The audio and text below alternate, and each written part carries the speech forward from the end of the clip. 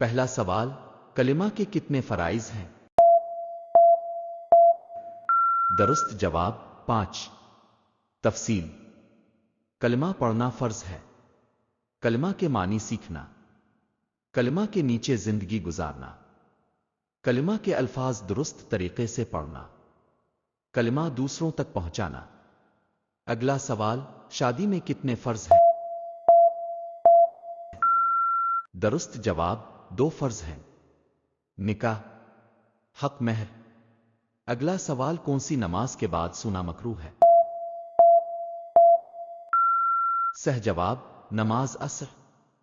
عصر سے مغرب کا وقت بابرکت ہوتا ہے، بلا وجہ اس وقت سونے کا معمول بنانا درست عمل نہیں۔ عصر اور مغرب کا درمیانی وقت کم ہوتا ہے تو مغرب کی جماعت نکلنے کا اندیشہ رہتا ہے۔ بعض اتباع اس وقت سونے کو نقصان دہ بتاتے ہیں۔ ثواب کی نیت سے اس پیغام کو آگے پہنچائیں۔ اللہ حافظ۔